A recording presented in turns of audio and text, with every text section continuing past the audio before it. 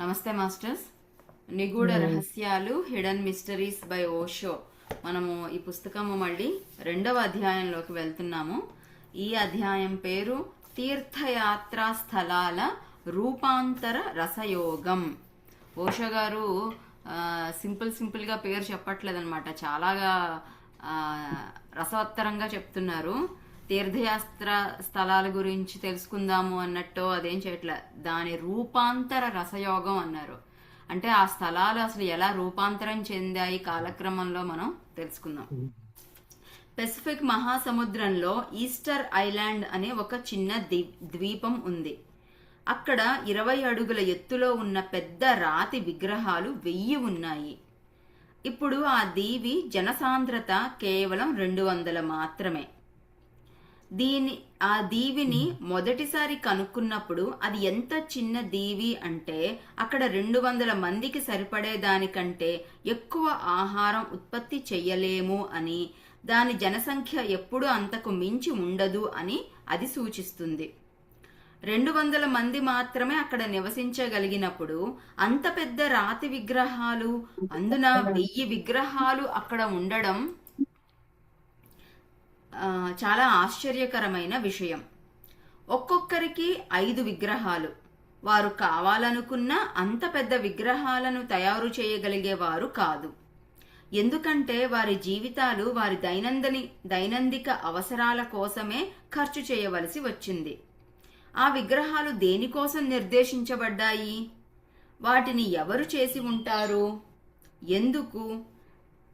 చరిత్రకారులకు అలాంటి ప్రశ్నలు ఎన్నో ఉదయించాయి. ఒక ఉదాహరణతో మొదలుపెట్టారు. ఈస్టర్ ఐలాండ్ అనే ఒక ద్వీపం ఉందంట పసిఫిక్ మహాసముద్రంలో. అక్కడ 1000 విగ్రహాలు ఉన్నాయి ఆ ద్వీపంలో, కానీ మనుషులు ఉండేది మాత్రం 200 మంది మాత్రమే. మరి అలాంటప్పుడు ఆ విగ్రహాలు వాళ్ళు ఒక్కొక్క మనిషికి 5 విగ్రహాల చొప్పున వాళ్ళు తయారు చేసి ఉంటారా? వాళ్ళ దైనందిన కార్యక్రమాలే కాకుండా ఈ విగ్రహాల్ని జీవితకాలంలో అతి పెద్ద విగ్రహాలు అన్నమాట, అంత చేయగలిగి ఉండేవాళ్ళ? ఇవన్నీ కూడా ప్రశ్న వచ్చింది. ఈ చరిత్రకారులకి ఇలాంటి ప్రశ్నలు వస్తాయి. ఎందుకు ఇలాంటి విగ్రహాల్ని స్థాపించారు? సెంట్రల్ ఆసియాలో దీనికి సరిసమానంగా దిగ్భ్రమ కలిగించే ఇలాంటి స్థలమే ఇంకొకటి ఉంది. ఇది విమానాశ్రయంలా ఉపయోగపడడానికి ఉద్దేశించబడి ఉంటుంది. కానీ అప్పటికి ఇంకా విమానాలు కనిపెట్టబడలేదు కనుక ఆ ప్రతిపాదనకి అవకాశం లేదు. 1500 నుండి 2000 సంవత్సరాల క్రితం ఆ ప్రదేశాన్ని విస్తరించినట్లు కనిపిస్తుంది. విమానాలు కనిపెట్టిన తరువాతే సెంట్రల్ ఏషియాలోని ఈ స్థలాన్ని విమానాశ్రయంగా ఉపయోగించి ఉంటారని భావించారు. చాలా ఉదాహరణలు చెప్తున్నారు, తర్వాత వీటన్నిటి గురించి లోతుగా మనం అర్థం చేసుకుందాం. ఇందాకేమో ఒక సముద్రంలో ఒక ద్వీపంలో ఉండే విగ్రహాల గురించి చెప్పారు కదా. ఇప్పుడు సెంట్రల్ ఏషియాలో ఒక స్థలం అన్నమాట, చాలా విశాలంగా విమానాలు ఎక్కడానికి దిగడానికి వీలుగా, ఎగరడానికి వీలుగా ఉండేటట్టుగా అది ఉన్నది అంట.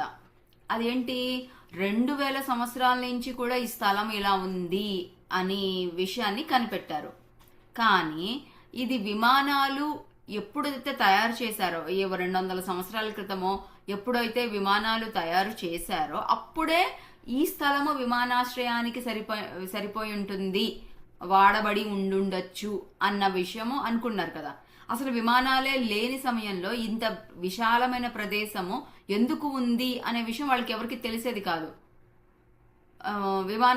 మనం విమానాశ్రయాలు నిర్మించిన తర్వాత ఇది కూడా ఇలాంటి ప్రదేశమే కదా, అందుకని వాళ్ళు అలా వాడి ఉండేవాళ్ళేమో అనే ప్రశ్న ఉంది. కానీ అప్పట్లో విమానాలు లేవు కదా, మరి పూర్వము మరి ఎందుకు ఉంది అనే మళ్ళీ ప్రశ్న ఉదయించింది. ఇవన్నీ మీకు నేను ఎందుకు చెబుతున్నాను అంటే, తీర్థయాత్ర స్థలాల అవసరం మన అనుభవంలోకి వస్తే తప్ప వాటి విశిష్టతని మనము అర్థం చేసుకోలేము అన్నది మీకు తెలియజేయడానికే. అంటే అవి మనకి ఎప్పుడూ ఉన్నాయి, భూమి మీద ఎక్కడెక్కడో వింత ప్రదేశాలన్నీ ఉన్నాయి. కానీ మనకి అవి అనుభవంలోకి వస్తే తప్పితే వాటి యొక్క గొప్పతనం అనేది మనకి తెలియదు. బట్ ఆ గొప్పతనం ఎప్పుడు ఉంది, కానీ మనకి తెలిసినప్పుడు మాత్రమే మనం దాని గురించి ఆలోచిస్తాము. రకరకాలుగా ఇది ఇందుకోసం అందుకోసం అని మనం చెప్పుకుంటాం. ఈస్టర్ దీవిలోని విగ్రహాలను ఆకాశం నుండి ఫోటో తీసినప్పుడు కొన్ని ప్రత్యేకమైన రాత్రులలో చంద్రుడి నుండి చూడడానికి అనువుగా వాటిని క్షేత్ర గణిత సంబంధమైన స్థలాలలో నిర్మించారు అని ఊహించారు. ఈ విషయంలో కృషి సల్పిన వారికి ఈ శతాబ్దంలో ఇతర గ్రహాలలోని జీవం గురించి తెలుసుకునే వారిలో మనం ప్రథములం కాదు అని తెలుసు. వారితో సమాచార సంబంధాలు ఏర్పరచుకోవచ్చని, అంతకుముందే చాలాసార్లు ఇతర గ్రహాలలో జీవులు లేదా వేరే విధమైన ప్రాణులు ఉన్నాయేమోనని పరిశోధనలు, ప్రయత్నాలు జరిపారు. వేరే జీవులు భూమిపై ఉన్నవారితో సంబంధాలు ఏర్పరచుకోవడానికి అనువుగా సాంకేతిక భాష సృష్టించారు. అంటే ఆ దీవిలో విగ్రహాలని పైనుంచి ఆకాశం నుంచి ఫోటో తీసినప్పుడు ఏమన్నారంటే ఇతర గ్రహాలకి తో కూడా కలిసి ఇతర చంద్రుడి మీద నుంచి చూసినప్పుడు అవి చక్కగా నిర్దిష్టమైన ప్రదేశాలలో, అంటే మన భూమి యొక్క లెక్కల ప్రకారం ఇక్కడ ఈ అంశంలో ఉండాలి, ఈ ప్రదేశంలో ఇంత విగ్రహం ఉండాలి, ఇక్కడ ఉండాలి అని చక్కగా లెక్క కట్టి అవి ఏర్పాటు చేశారు. అంతేకాదు ఇతర గ్రహాలతో సంబంధ బాంధవ్యాలు పెంచుకోవడానికి ఈ విగ్రహాలు అనేవి ఒక సూచన, ఒక సాంకేతిక భాష అనే విషయం కూడా ఎప్పుడు కనిపెట్టారు? మనము చంద్రుడి మీదకి వెళ్ళి ఆకాశంలోకి ఎగిరి అక్కడి నుంచి చూడగలిగినప్పుడు మాత్రమే ఈ విగ్రహాల యొక్క విశిష్టత మనకి అర్థమైంది. అంతకంటే ముందు ఈ విగ్రహాలు ఎవరు చెక్కారు, ఇంత పెద్దవి ఎందుకు, ఏంటి, ఇవన్నీ కూడా మనకి ప్రశ్న వస్తుంది. కానీ అదర్వైజ్ ఏంటంటే మనకి తెలుసుకున్నప్పుడే వాటి యొక్క విశిష్టత ఏర్పడుతుంది. మనకి ఇంతకు ముందు బ్యాక్టీరియా అనేది ఉంటుంది, పాలు కొంచెం పెరుగు తోడు వేయడము, ఇవన్నీ కూడా బ్యాక్టీరియా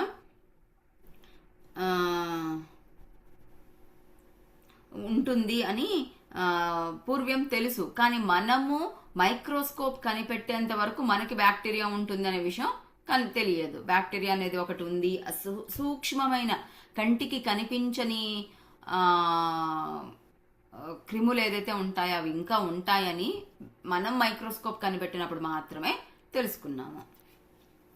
ఈ 20 అడుగుల ఎత్తు విగ్రహాలు వాటికి అవి అర్థవంతం కాకపోయినా వాటి పూర్తి నమూనాని ఆకాశం నుండి గమనిస్తే కొన్ని చిహ్నాలు, రహస్యపు సందేశాలు, సూచనలు ఉన్నాయి. ఆ సంకేతాలను చంద్రుడి నుండే చదవగలరు. ఆ విగ్రహాలను ఆకాశం నుండి చూడనంత వరకు వాటి ఉపయోగం ఏమై ఉంటుంది అన్నది మనం ఊహించలేకపోయాము. అవి కేవలం విగ్రహాలుగానే ఉన్నాయి. అదేవిధంగా మన నాగరికత మళ్ళీ వాటిని కనిపెట్టి మళ్ళీ అదే వాతావరణాన్ని కల్పిస్తే తప్ప అవి ఏమిటో మనం తెలుసుకోలేనివి ఈ భూమిపై చాలా ఉన్నాయి. సో చంద్రుడి మీదకి మనం వెళ్ళి తెలుసుకునేంత వరకే తప్పితే రహస్య చిహ్నాలు, సంకేతాలు, సందేశాలు, సూచనలు ఇవన్నీ కూడా ఆ విగ్రహాలు చెప్తూ ఉంటాయన్నమాట. ఎప్పుడైతే మనము ఆకాశంలోకి వెళ్ళగలిగామో అప్పుడే మనం చదవగలిగాం. ఇంకా ఏమంటున్నారంటే ఓషో, ఈ పూర్వం ఇప్పుడు ఎవరైతే ఇది నిర్మించారో, ఏ కారణంతో అయితే నిర్మించారో, మళ్ళీ అదే ప్రదేశానికి ఆ నాగరికతని మనం కనిపెట్టి ఆ వాతావరణాన్ని గనక కల్పిస్తే అప్పుడు మనము ఈ భూమిపై ఎన్నో ఇంతకు ముందు తెలుసుకోలేనివన్నీ కూడా తెలుసుకోగలుగుతాము. అలాంటివి చాలా ఉన్నాయి అన్నారు. టెహ్రాన్లో కనుక్కున్న ఒక చిన్న ఇనుప పెట్టె గురించి 3-4 రోజుల క్రితమే నేను మాట్లాడాను. దాన్ని బ్రిటిష్ మ్యూజియంలో చాలా కాలం పాటు పెట్టారు. చాలా సంవత్సరాల వరకు అది అక్కడ పడి ఉంది. అది 2000 సంవత్సరాల క్రితం టెహ్రాన్లో వాడబడిన ఒక రకమైన బ్యాటరీ అని ఇప్పుడు కనుక్కున్నారు. టెహ్రాన్లో 2000 సంవత్సరాల క్రితం అలాంటి బ్యాటరీ ఉండేది అన్నది ఊహకు అందని విషయం. అది బ్యాటరీ అని ఇప్పుడు స్థిరపరిచారు. రసాయనిక రూపంలో విద్యుత్ శక్తిని సేకరించి ఉంచడానికి వాడే పరికరాన్ని మనం కనిపెట్టి ఉండకపోతే ఆ పెట్టె బ్యాటరీ అయి ఉంటుంది అన్న ఊహ మనకు వచ్చేదే కాదు. ఆ ఆలోచన, ఆ భావం మనలో కలిగేదే కాదు. టెహ్రాన్లో బ్యాటరీ అని ఒక ఇనప పెట్టి దొరికింది. అదేమో మ్యూజియంలో పెట్టి అలాగే ఉంచేశారు. మనం ఎప్పుడైతే బ్యాటరీలు తయారు చేయడం మొదలు పెట్టామో అప్పుడు సందేహం వచ్చిందో అది కూడా బ్యాటరీ అయి ఉండొచ్చేమో అనేసి. అంటే మనము ఈ విశ్వంలో లేకపోతే భూమిపైన ఉండే ఎన్నో వింతలు విశేషాల గురించి మనం తెలుసుకోవాలి అంటే ముందు మనం యొక్క మన సైన్స్ పెరగాలన్నమాట. మన సాంకేతికత పెరిగేంత వరకే పెరుగుతుండే కొద్దీ మన లోపల ఆల్రెడీ పూర్వం ఉండే గొప్ప గొప్ప విషయాలన్నీ కూడా మనం కనిపెట్టగలుగుతాము. కాబట్టి ముందు మనం అడ్వాన్స్ అవ్వాలన్నమాట. ఎందుకంటే పూర్వం యొక్క సివిలైజేషన్స్ అన్నీ కూడా చాలా గొప్ప నాగరికతలన్నీ చాలా గొప్పవి. ఇప్పుడు మనం ఒక్కొక్కటి తెలుసుకుంటూ ఎదిగే కొద్దీ అప్పుడు గనక మనము తెలుసుకోలేకపోతున్నాం, వాటిని అర్థం చేసుకోలేకపోతున్నాం. పవిత్ర యాత్రా స్థలం అయిన తీర్థం ఒక సాటిలేని శోభనా ఫలితం. పురాతన నాగరికత సృష్టించిన లోతైన చిహ్నం. నేటి నాగరికత ఆ స్థలాల ప్రాముఖ్యత గురించిన ఎరుకను కోల్పోయింది. ఈ రోజుల్లో పుణ్యక్షేత్రాన్ని సందర్శించడం ఒక ఆచారం అయింది. పుణ్యక్షేత్రాలను ఎందుకు నిర్దేశించారు, వాటి ఉపయోగం ఏమిటి, వాటిని ఎవరు చేశారు అన్నది తెలుసుకోకుండానే వాటిని మనం పాటిస్తున్నాము. మనకు తెలుసు, అందరం అప్పుడప్పుడు యాత్రా స్థలాలకు వెళుతుంటాం, తీర్థయాత్రలకు వెళుతుంటాం. అసలు అవి పురాతన నాగరికత ఈ ప్రత్యేకమైన తీర్థస్థలాలని వాటి యొక్క ఎంతో శోధించి అవి నిర్మించారనమాట. కొన్ని కొండల మీద ఉంటాయి, కొన్ని నది ఒడ్డున ఉంటాయి, కొన్ని ఒక్కొక్క రకమైన గోపురాలు ఉంటాయి, ఇంకొన్ని ఇంకా ఉండవు, కొన్ని ఏమో కొంతమంది రావచ్చు, కొంతమంది దర్శించుకోకుండా ఉండాలి. ఇట్లా ఎన్నో ఉన్నాయి కదా. వాటన్నిటికీ ఎంతో గొప్ప ఆ పురాతన నాగరికత వాళ్ళు ఎంతో సాధన చేసి ఆ రహస్యాలని పొందుపరిచి అక్కడ చేశారు. మనం ఏంటి, ఇప్పుడు నా దగ్గర డబ్బులున్నాయా, సెలవులున్నాయా, అక్కడికి వెళదాం, ఆ ఊరు చూడలేదు కాబట్టి అక్కడికి వెళదాము, ఇంతే అనుకుంటున్నాం అనమాట. మనం ఎందుకు అక్కడ ఆ ప్రదేశానికి ప్రత్యేకమైన ప్రదేశం అక్కడ ఎందుకు ఉంది, అక్కడే ఎందుకు ఉంది, అక్కడికి నేను ఎప్పుడు వెళ్ళాలి, ఏ అవసరం వస్తే అక్కడికి వెళ్ళాలి, అక్కడి నుంచి నేను ఏం తెచ్చుకోవాలి, అంటే ఏ వస్తువు రూపాయన కాదు, అక్కడికి వెళ్ళి ఏ జ్ఞానం తెచ్చుకోవాలి అనే విషయం మనం మర్చిపోయాము. తెలియకుండా ఉంది మనకిప్పుడు, తెలుసుకోకుండానే వెళ్ళిపోతున్నాం, వచ్చేస్తున్నాం అంతే. పైకి కనిపించేదే సమస్తం కాదు, బయటికి కనిపించకుండా నిగూఢంగా ఉండే అర్థాలు వాటికి ఉన్నాయి. మన నాగరికత పవిత్ర స్థలమైన పుణ్యక్షేత్రం యొక్క అర్థం, ప్రయోజనం గురించిన జ్ఞానాన్ని కోల్పోయింది అని మనం తెలుసుకోవలసిన అవసరం ఉంది. కాబట్టి ఈ రోజుల్లో తీర్థయాత్రలకు వెళ్లేవారు కాలాన్ని వృధా చేసుకుంటున్నారు. దాన్ని వ్యతిరేకించేవారు కూడా కాలాన్ని వృధా చేసుకుంటున్నారు. వారు ఎంత సవ్యంగా కనిపించినా ఎందుకంటే ఆ స్థలాల గురించి వారికి ఏమీ తెలియదు. తీర్థయాత్ర స్థలాలను సందర్శించే వారికి కానీ వారిని వ్యతిరేకించే వారికి కానీ వాటి ప్రయోజనం తెలియదు. కాబట్టి వాటిని గురించిన కొన్ని విషయాలు తెలుసుకునే ప్రయత్నం చేద్దాము. ఇప్పుడు వస్తున్నారు, మనం కూడా తీర్థయాత్రలకు వెళ్ళిపోదాం, వాటి గురించి ఇంకా చక్కగా తెలుసుకొని మరి వెళదాము.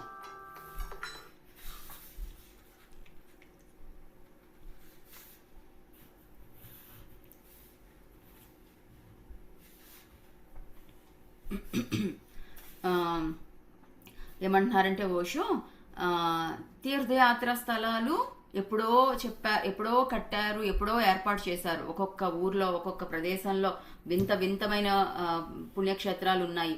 ఒక చోట నంది కాలక్రమేణా నంది పెరుగుతూ ఉంటుంది, ఒక చోట అతి చిన్న శివలింగం ఉంటుంది, ఒక చోట శివలింగం పెరుగుతూ ఉంటుంది. ఇట్లా ఇన్ని వింతలు విశేషాలు ఉండేటట్టుగా ఆ పుణ్యక్షేత్రాలు, తీర్థయాత్రలు ఇవన్నీ ఎందుకు పెట్టారు అంటే మనకి తెలుసుకోకుండానే వెళుతున్నాం, వచ్చేస్తున్నాం అన్నారు కదా. ఓషో ఏమంటున్నారంటే అది తెలుసుకుని అది అక్కడికి వెళ్లే వాళ్ళు వృధా చేస్తున్నారు సమయాన్ని తెలుసుకోకుండా. అసలు అది ఎందుకు వెళ్ళాలి, వాటి యొక్క ఉపయోగం ఏంటి అని వ్యతిరేకించే వాళ్ళు ఉంటారు కదా, వాళ్ళు కూడా వాళ్ళ సమయాన్ని వృధా చేసుకుంటున్నారు. ఎందుకంటే వాళ్ళు కూడా తెలుసుకోలేదు అసలు అవన్నీ ఎందుకున్నాయి అనేసి. ఇప్పుడు మనం తెలుసుకోబోతున్నాం. ఓషో అనే ఒక మాస్టరు తన యొక్క ధ్యాన సాధన ద్వారా తన యొక్క ధ్యానంలో తెలుసుకున్న విషయాలు, ఆ జ్ఞానం అంతా మనకి పుస్తక రూపంలో ఇవ్వడం వలన మనం చక్కగా ఇప్పుడు తెలుసుకోబోతున్నాం. సో ఈ పుస్తకాన్ని ప్రచురించిన వాళ్ళకి, రాసిన వాళ్ళకి, ఓషో గారికి, అందరికీ, తెలుగులో అనువదించిన వారికి అందరికీ కూడా మనం మనస్ఫూర్తిగా కృతజ్ఞతలు చెప్దాం. ఇప్పుడు మనం ఒక జైనుల తీర్థయాత్ర స్థలానికి వెళ్దాం. సామవేద శిఖర్ అనే ప్రసిద్ధి చెందిన జైనుల తీర్థయాత్ర స్థలం ఒకటి ఉంది. 24 మంది జైన తీర్థంకరులలో 22 మంది అక్కడే చనిపోయారు. అబ్బో, చాలా వింతగా ఉంది కదా, ఆసక్తికరంగా కూడా ఉంది. ఏంటో తెలుసుకుందాం. 24 మందిలో 22 మంది అక్కడే చనిపోయారంట. వారి శరీరాలను అక్కడే వదిలారు. ఇదంతా ముందుగానే ఏర్పాటు చేసుకున్నట్లు అనిపిస్తుంది. లేకపోతే 24 మందిలో 22 మంది ఒకే చోట చనిపోవడం అసాధ్యం. అందున ఒక చావుకి మరొక చావుకి మధ్యలో చాలా కాలం ఉంది. జైనులు చెప్పేది మనం నమ్మేటట్లయితే మొదటి తీర్థంకరుడికి 24వ తీర్థంకరుడికి మధ్య 100,000 సంవత్సరాల తేడా ఉంది. 22 మంది అదే స్థలంలో చనిపోవడం ఆలోచించవలసిన విషయమే. సో 22 మంది వెంటనే కూడా కాదు, ఏదో 10 సంవత్సరాల క్రితం, 10 సంవత్సరాల మధ్య తేడా కూడా కాదు, 100,000 సంవత్సరాల, 22 మంది 100,000 సంవత్సరాల తేడాతో అక్కడ జైనుల తీర్థంకరులుగా ఉన్నారు. వాళ్ళు అందరూ ఒకటే ప్రదేశానికి వెళ్ళి చనిపోయారు అంటే అక్కడ ఏదో చాలా గొప్ప ప్రదేశమైనా అయి ఉంటుంది కదా. అంతేకాదు, వాళ్ళందరూ ముందుగా నిర్ణయించుకున్నారు, మనందరం ఇక్కడే చనిపోవాలి అని ముందుగా నిర్ణయించుకున్నారు కదా. అది ఇంకా మనం తర్వాత తెలుసుకుందాం. తర్వాత ఇంకొక ప్రత్యేకమైన ప్రదేశం గురించి ఓషో చెప్తున్నారు. ఏంటది అంటే మహమ్మదీయుల తీర్థస్థలం కాబా. మహమ్మద్ కాలం వరకు కాబాలో సంవత్సరంలో ఒక్కొక్క రోజుకి ఒక్కొక్క విగ్రహం చొప్పున 365 భిన్నమైన విగ్రహాలు ఉన్నాయి. ఈ విగ్రహాలన్నీ తొలగించబడ్డాయి లేదా నాశనం చేయబడ్డాయి. కానీ దేవాలయం మధ్యలో ఉన్న రాయిని మాత్రం తొలగించలేదు. మహమ్మదీయుల మతం కన్నా పురాతనమైనది కాబా. ఇస్లాం చరిత్ర 1400 సంవత్సరాలే. కానీ కాబాలో ఉన్న నల్లరాయి 100,000 సంవత్సరాల పురాతనమైనది. కాబా అంటే ఏం లేదు, మక్కా అన్నమాట. ఇప్పుడు అందరూ కూడా మక్కా యాత్ర చేస్తూ ఉంటారు కదా ముస్లిమ్స్. అక్కడ యూట్యూబ్లో కూడా ఉంటుంది. అక్కడ వాళ్ళు ఏం చేస్తారు అంటే ఒక చిన్న ఎంతో పెద్ద విశాలమైన స్థలంలో మధ్యలో ఒక మందిరం లాంటిది ఉంటుంది అనమాట. ఒక చిన్న బాక్స్ లాంటి మందిరం ఉంటుంది. దాంట్లో ఒక గోడకి బయట ఒక నల్లటి రాయి ఉంటుంది అనమాట. మిలమిలా మెరిసిపోతూ ఉండే రాయి ఉంటుంది. ఆ రాతిని వాళ్ళు దాని చుట్టూ ప్రదక్షిణలు చేస్తారు, ఆ రాతిని తాకుతారు, దాన్ని టచ్ చేస్తారు, ఇవన్నీ ఉంటుందన్నమాట. ఓషో ఏం చెప్తున్నారంటే అక్కడ అసలు ఇంతకు ముందు అంటే మహమ్మద్ అక్కడికి వెళ్ళక ముందు వరకు కూడా అక్కడ 365 భిన్నమైన విగ్రహాలు ఉండేవి. ఒక్కొక్క రోజు ఒక్కొక్క విగ్రహాన్ని, ఒక్కొక్క రోజుకి ఒక్కొక్క విగ్రహం యొక్క శక్తి ఉండేదన్నమాట. ఎలా అయితే మనకి తిథులు, నక్షత్రాలు, అట్లాగే ఈరోజు సోమవారం తెలుపు రంగు బట్టలు వేసుకోవాలి, ముత్యాలు ధరించాలి, మనకి చంద్రుడు ఈరోజు అధిష్టాన దేవత, ఇలా ఎలా అయితే చెప్తామో ఒక్కొక్క రోజుకి ఒక్కొక్క దేవత ఉంటుందన్నమాట. ఆ దేవతని ఆ రోజు తో కనెక్ట్ అయినప్పుడు ఆ రోజు యొక్క, ఆ తిథి యొక్క గొప్ప శక్తిని మనం స్వీకరించగలుగుతాము. అయితే ఎప్పుడైతే మహమ్మద్ వచ్చారో అవన్నిటినీ కూడా తీసివేయబడ్డాయి. కేవలం మధ్యలో ఉండే ఒక రాతిని మాత్రం ఉంచారు. మహమ్మద్ కంటే అంటే ముస్లిం మతం అనేది 14,000 సంవత్సరాలు 1400 సంవత్సరాల క్రితం మాత్రమే ఏర్పడింది. కానీ ఆ కాబా అనేది మాత్రం ఎన్నో పురాతనమైంది, 100,000 సంవత్సరాల పురాతనమైనది అని ఓషో చెప్తున్నారు.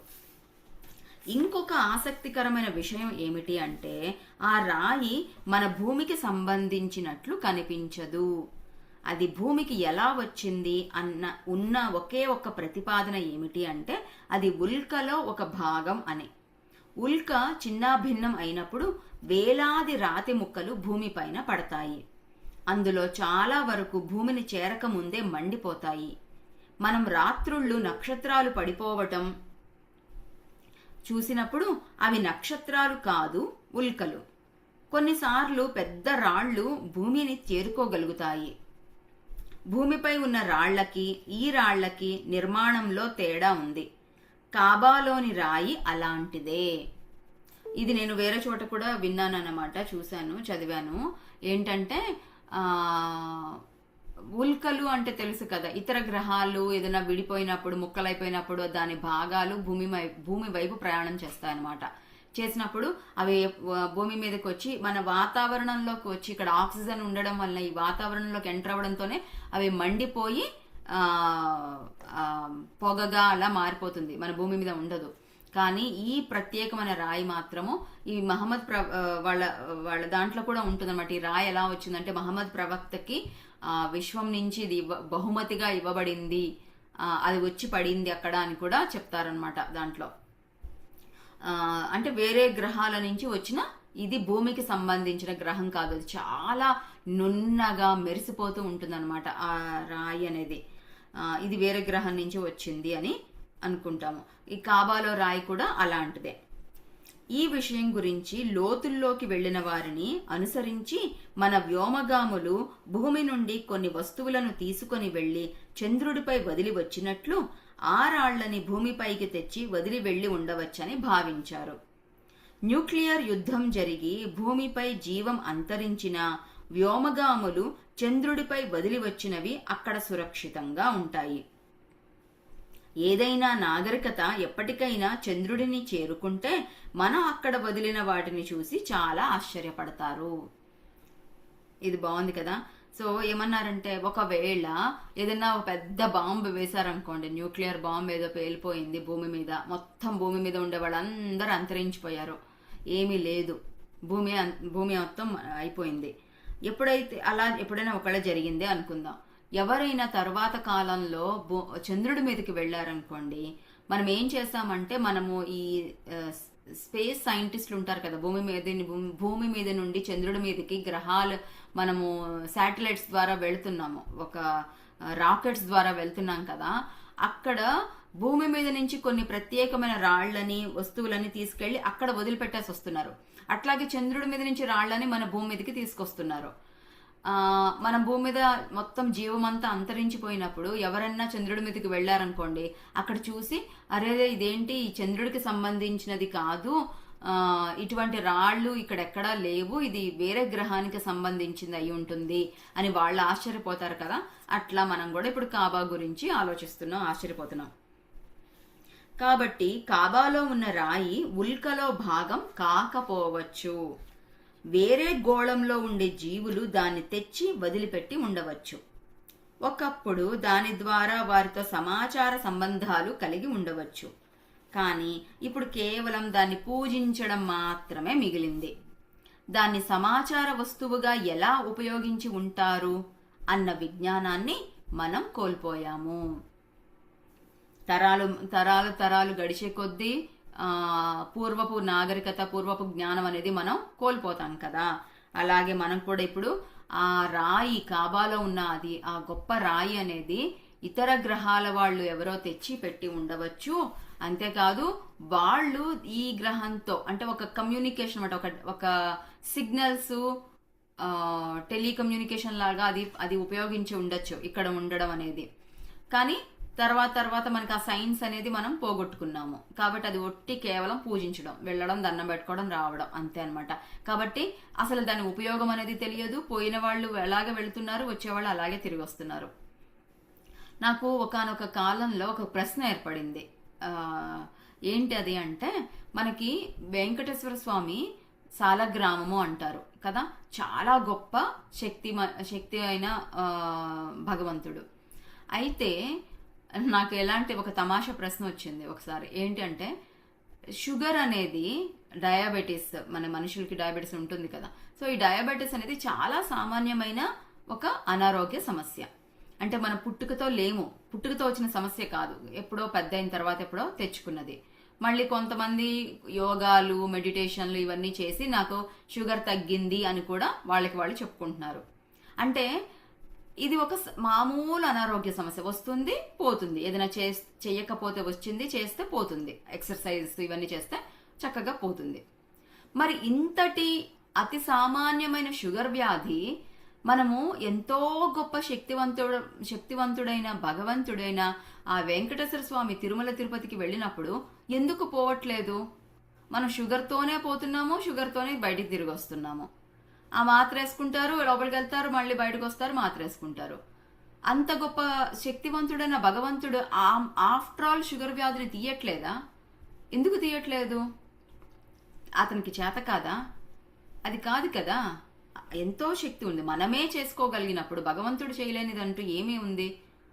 భగవంతునికి సాధ్యం కానిదంటూ ఏమీ లేదు కదా. మరి అది ఎందుకు మనకి ఇలా జరుగుతుంది అంటే వెంకటేశ్వర స్వామి 7 కొండల పైన అక్కడ గొప్పగా వెలిసి ఉన్నారు అంటే ఆయనకి ఎంతో ఒక ప్రత్యేకమైన విలువ ఉందన్నమాట, ప్రత్యేకమైన శక్తి ఉంది. అది మనం తెలుసుకోకపోవడం వల్ల కేవలం వెళ్తున్నాం వస్తున్నాం అంతే. ఎన్నిసార్లు వెళ్తున్నాం? కొంతమంది ప్రతి సంవత్సరం వెళ్తారు, అలాగే వెళ్తారు, అలాగే వస్తారు. జీవితంలో ఎటువంటి మార్పులు ఉండవన్నమాట. ఏ అనారోగ్య సమస్యలు తగ్గవు, ఏ కుటుంబ సమస్యలు తగ్గవు, ఆర్థిక సమస్యలు తగ్గవు, పోతారు వస్తారు అంతే. యాత్ర చెయ్యాలి కాబట్టి వెళ్తున్నాం వస్తున్నాం అనమాట అంతే. సో అందుకని అసలు ఎందుకు ఈ క్షేత్రాల యొక్క గొప్పతనం అనేది మనం చక్కగా తెలుసుకొని అక్కడికి వెళ్ళి అక్కడ ఏం పని అయితే చెయ్యాలో, ఎలా అయితే కనెక్ట్ అవ్వాలో ఆ ఎనర్జీస్కి మనం కనెక్ట్ అయినప్పుడు పూర్తి జ్ఞానాన్ని మనం పొందగలుగుతాం, పూర్తి ఉపయోగాన్ని మనం పొందగలుగుతాము.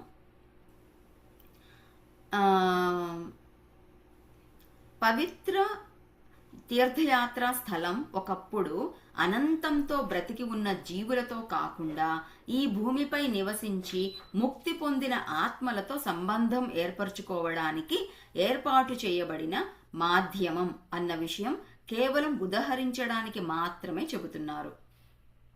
ఏమంటున్నారంటే అసలు ఇవన్నీ ఎందుకున్నాయి, విగ్రహాలు, ఈ తీర్థయాత్రా స్థలాలు ఇవన్నీ ఎందుకున్నాయి అంటే మనము ముక్తి పొందడానికి భూమి మీదకి వచ్చాము, మోక్షం పొందడానికి వచ్చాం కదా. అందుకని ఈ క్షేత్రాలకి వెళ్ళినప్పుడు ఆ ముక్తిని పొందడానికి వీలవుతుంది అన్నట్టు కేవలం ఎగ్జాంపుల్గా చెప్తున్నారనమాట. కానీ ఏమంటున్నారంటే అనంతంతో బ్రతికి ఉన్న జీవులతో ఇంతకు ముందు పూర్వము 1000 సంవత్సరాలు నివసించేవారు. మీకు తెలుసు, రామాయణం గురించి తీసుకుంటే దశరథుడు, జనకుడు వీళ్ళందరూ కూడా కొన్ని 1000 సంవత్సరాలు. ఎవరు? దశరథుడు 60,000 సంవత్సరాలు నివసించారంట. 60,000 సంవత్సరాలు రాజ్యాన్ని పరిపాలించాడు. ఆయనకి అన్ని 1000 సంవత్సరాలు జీవించిన తరువాత రాముడు పుట్టాడు. అంతేకాదు మనం ఎన్నోసార్లు విన్నాము, రావణాసురుడు కానీ వీళ్ళందరూ కూడా వెళ్ళి శివుని కోసం కొన్ని 1000 సంవత్సరాలు తపస్సు చేశారు అంటారు. అంటే వాళ్ళు ఎప్పటికీ ఉండేవాళ్ళు అన్నమాట, అనంతమైన జీవితం వాళ్ళకి ఉండేది. సో వాళ్ళకి ఆ ఎనర్జీస్, కనెక్షన్స్, కాన్షియస్ ఇవన్నీ డెవలప్ అవ్వడానికి అత్యుత్తమమైన ఒక హ్యూమన్ రేస్ అనమాట వాళ్ళు అప్పట్లో. అలా ఉండేవాళ్ళు, వాళ్ళ కోసము ఇవన్నీ ఉపయోగపడేవి, వాళ్ళు తయారు చేశారు ఇవన్నీ కూడా. వాళ్ళ యొక్క జీవితం ఇంకా జీవన విధానం కరెక్ట్గా ఉండడం కోసం ఇవన్నీ కూడా ఎనర్జీ పాయింట్స్ అనే విషయాన్ని అలా చెప్పకుండా మన మోక్షం పొందడానికి అన్నట్టు సింపుల్గా చెప్పేశారు. 22 మంది తీర్థంకరులు వారి శరీరాలను వదిలివేస్తున్నప్పుడు సామవేద శిఖర్పై లోతైన తీవ్రమైన పరిశోధన జరిపారు. మనం వారితో తేలికగా సంభాషించడానికి అనువుగా విస్తరించిన వారి చైతన్య ప్రకంపనాలను వృద్ధి చేసి ఆ పర్వతంపై తీవ్రతరం చేయడానికి ప్రయత్నించారు. గొప్ప చైతన్యంతో కూడిన చాలా ఆత్మలు ఒకే స్థలంలో వారి శరీరాలను వదిలివేస్తే ఆ చోటుకి మరో తలానికి మధ్య దారి వేయవచ్చని ఆలోచించారు. అలాంటి దారి ఏర్పడింది. వారి శరీరాల్ని అక్కడ వదిలిపెట్టారంటే ఏంటి? ఇతర లోకాలకి ప్రయాణం చేశారు కదా. ఎంతో గొప్ప సాధన చేసి ఎంతో గొప్పమైన ఆత్మస్వరూపులే తీర్థంకరులు అవుతారు. ఆ జైన మతంలో ఉండి 22 మంది ఒకే ప్రదేశంలోకి వచ్చారు అంటే అక్కడి నుంచి వాళ్ళు ఇతర లోకాలకి కమ్యూనికేషన్ చేస్తున్నారనమాట. ఎక్కడో కొండపైన చాలా పరిశోధన చేశారు. ఇక్కడ ఎంతో ఎనర్జీస్ ఉన్నాయి, ఇక్కడ గనక మనం శరీరాలను వదిలిపెట్టేసి తపస్సు చేసి ఇక్కడ వదిలిపెట్టేస్తే ఈ ప్రదేశాలని దర్శించడానికి ఎవరైతే వస్తారో, పుణ్యక్షేత్రము తీర్థయాత్ర అనేసి వస్తారో జైన మతస్థులు, వాళ్ళకి ఇతర లోకాలతో కమ్యూనికేషన్ అంటే ఆ ఉన్నత చైతన్యంతో వాళ్ళు అనుసంధానమయ్యే అవకాశం కల్పిస్తున్నాము అనే ఉద్దేశంతో వాళ్ళందరూ అక్కడ శరీరాన్ని వదిలిపెట్టారనమాట. అందుకని వాళ్ళకి అవకాశం ఏర్పడింది. ఇప్పుడు ఒక్కొక్క తీర్థంకరుడు ఒక్కొక్క చోట ఉన్నారనుకోండి, అక్కడ శక్తి తక్కువ ఉంటుంది. ఎంతో మంది కలిసి ఒకటే చోట ఒకటే రకమైన కార్యక్రమం చేసినప్పుడు ఎక్కువ శక్తి వస్తుంది. అప్పుడు ఆ తీర్థంకరులందరూ కూడా ఈ జైన మతస్థులందరూ కూడా అదొక గొప్ప క్షేత్రంలాగా వాళ్ళు తీసుకొని అక్కడికే వెళతారు. అక్కడికే వెళ్ళి శక్తిని పొందే అవకాశం ఉంటుంది. భూమిపై అన్ని చోట్ల వర్షపాతం ఒకేలా ఉండదు. ఎక్కువ వర్షాలు పడే ప్రదేశాలు, సంవత్సరానికి 500 అంగుళాల వర్షం పడే ప్రదేశాలు, అసలు వర్షం పడని ప్రదేశాలు, లేదా చాలా తక్కువ వర్షం పడే ఎడారులు ఉన్నాయి. అలాగే చాలా చల్లగా ఎక్కడ చూసిన మంచు తప్ప మరేమీ కనిపించని స్థలాలు ఉన్నాయి.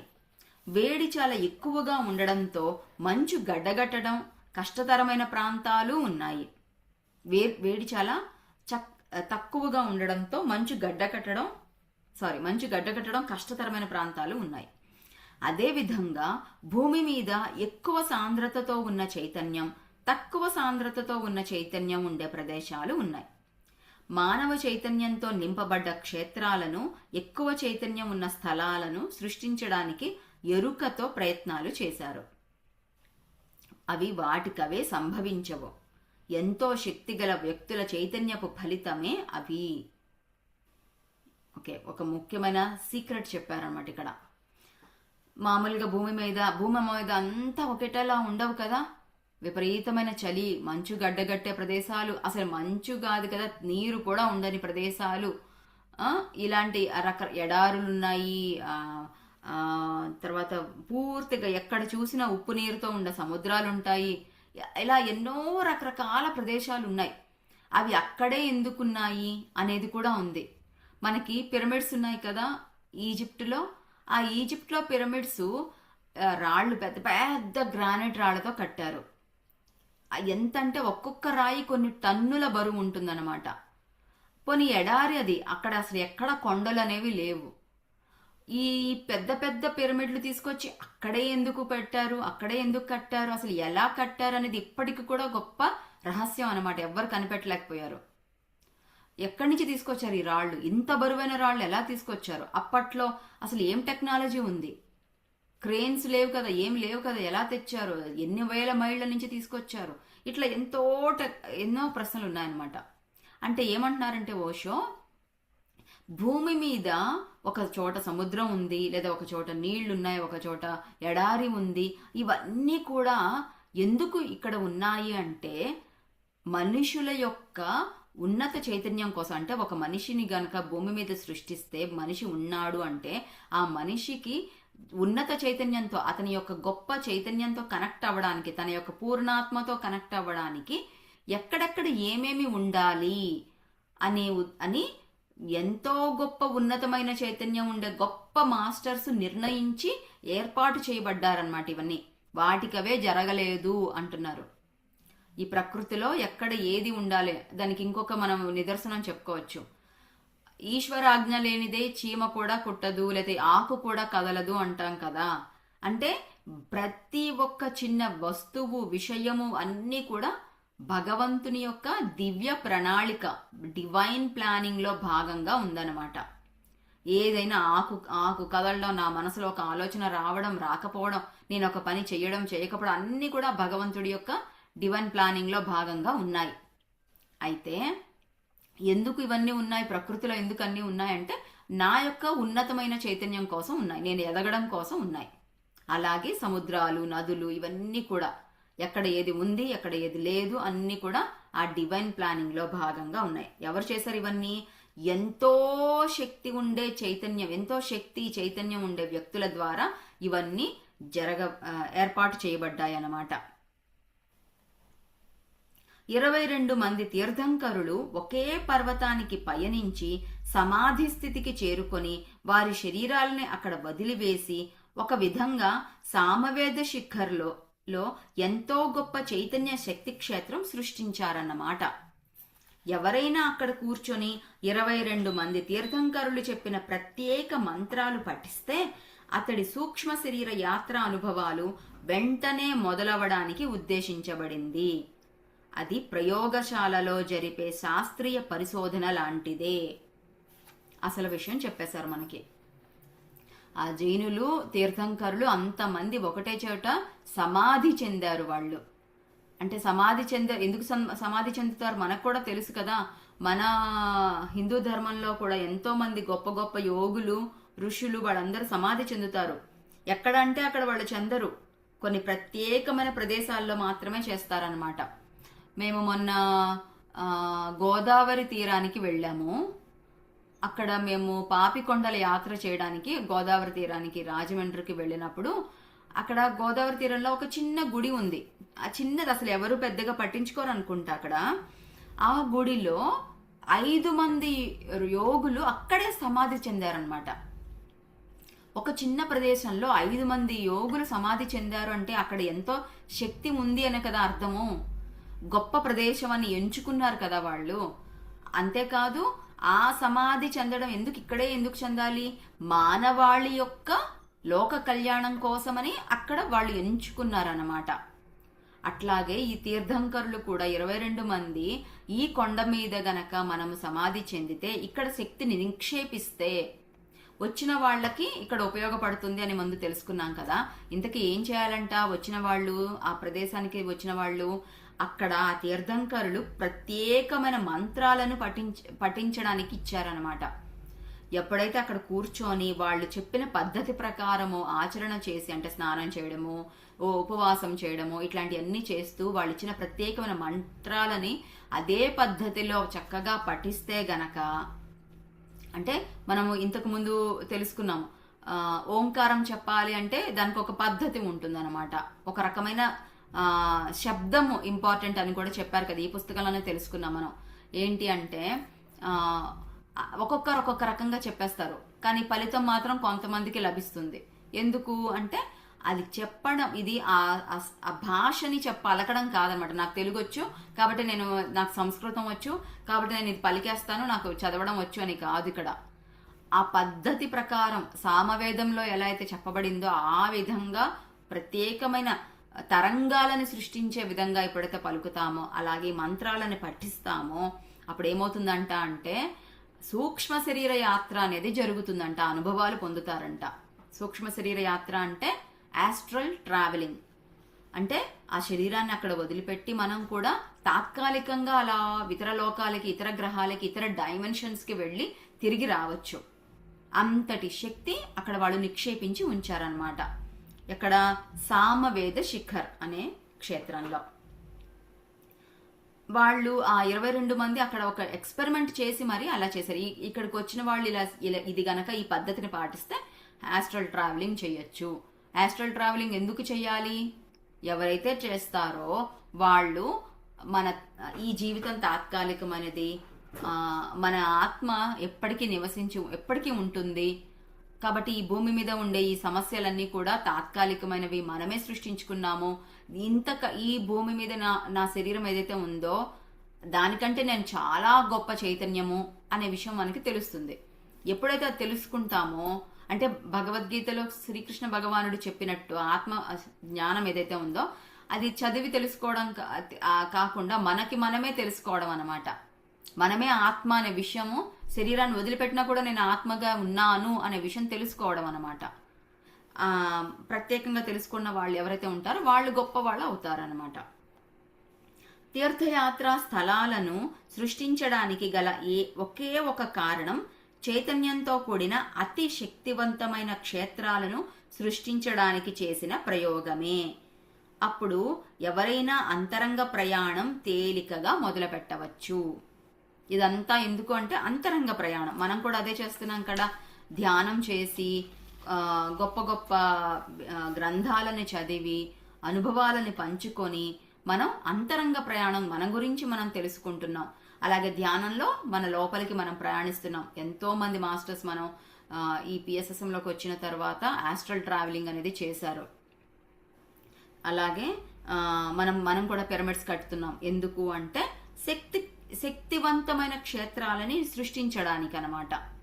ఇక్కడికి ఎవరైతే వస్తారో, ఈ పిరమిడ్స్ దగ్గరికి ఎవరైతే వస్తారో, తపస్సు చేస్తారో, ధ్యానం చేసుకుంటారో, వాళ్ళ చైతన్యాన్ని పెంపొందించుకుంటారు, వాళ్ళ అంతరంగంలోకి ప్రయాణం చేస్తారు. దాని ద్వారా వాళ్ళ జీవితాన్ని, వాళ్ళ జీవితం యొక్క జీవితాన్ని సార్థకం చేసుకుంటారు. అంటే జీవితం యొక్క ధ్యేయం ఏదైతే ఉందో, ఎందుకోసమైతే ఈ జన్మ తీసుకొని ఇక్కడికి వచ్చారో ఆ ధ్యేయాన్ని చక్కగా నిర్వర్తించుకోగలుగుతారు. ఎప్పుడు? చైతన్యాన్ని పెంపొందించుకుంటే. చైతన్యం ఎలా పెంపొందుతుంది? గొప్ప గొప్ప మన పురాతన నాగరికత, పురాతనమైన సైన్స్ టెక్నాలజీ ఏదైతే ఉందో దాన్ని తీసుకొని చక్కగా అలాగే మనం ఎదిగినప్పుడు, ఆచరణలో పెట్టినప్పుడు. అది మాస్టర్స్, మనము ఈ రోజుకి ఇక్కడ ముగించి ధ్యానం చేసుకుందాము. నెక్స్ట్ సెషన్లో మళ్ళీ ఇంకా పూర్తిగా దీని గురించి వివరంగా తెలుసుకుందాం. ఓకేనా మాస్టర్స్? ఎవరైనా ఏదన్నా చెప్తారా? ఏమన్నా కామెంట్ చేస్తారా? లేదంటే మీకేమైనా అనుభవాలు ఉంటే దీని గురించి షేర్ చేసుకోండి.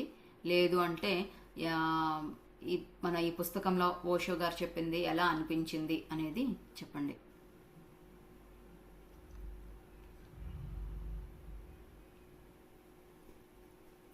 ఉన్నారా మంజుల గారు?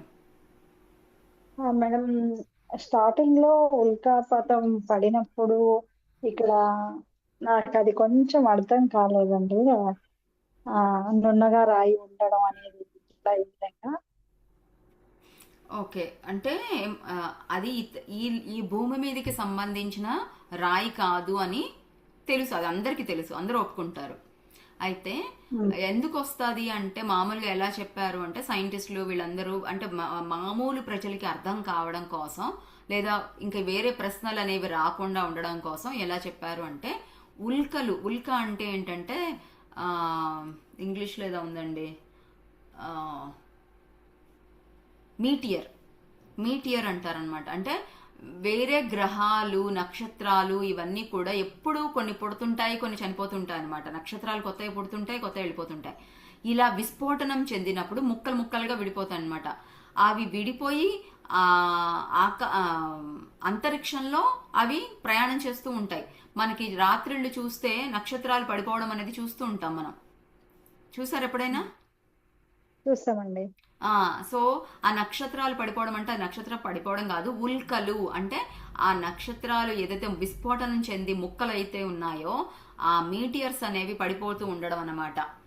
అయితే భూమి మీద వాతావరణం, ఆక్సిజన్ ఉంటుంది కదా, ఇక్కడికి ఎప్పుడైతే అవి మన వాతావరణంలోకి ప్రవేశిస్తాయో ఆ ముక్కలన్నీ కూడా భూమి మీదకి రావు, ముందే మండిపోయి పడిపోతాయి అన్నమాట. అవి కాలి బూడిదైపోతాయి.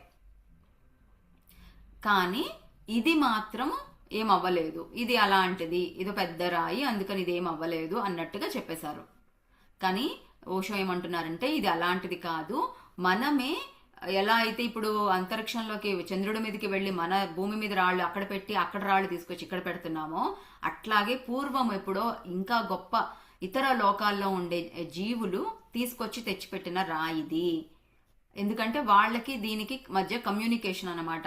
అంటే మనం ఇప్పుడు ఏలియన్స్తో ఎలా అయితే కమ్యూనికేషన్ మొదలు పెట్టామో, అలాగే వాళ్ళు కూడా భూమి మీద మన మానవాళిని ఉన్నతీకరించడానికి, మానవ చైతన్యంతో కలవడానికి కోసమని కమ్యూనికేషన్ ఏర్పాటు చేసుకున్నారు. మనకి ఆ ద్వీపంలో కొన్ని వేల విగ్రహాలు, అతిపెద్ద విగ్రహాలు ఉన్నాయి అని చెప్పాం కదా, ఇవన్నీ కూడా ఆ ఇతర లోకాల్లోని గ్రహవాసులు మనతో కమ్యూనికేషన్ కోసము, మానవాళి ఉన్నతి కోసమే. మళ్ళీ ఇదంతా కూడా మనం కూడా ఇతర గ్రహాల నుంచి వచ్చిన వాళ్ళమే కదా, అందుకోసమే ఏర్పాటు చేశారు అని చెప్పారు ఆ రాయి. అర్థమైందండి? Yeah, okay. ఇంకేదైనా మాస్టర్స్?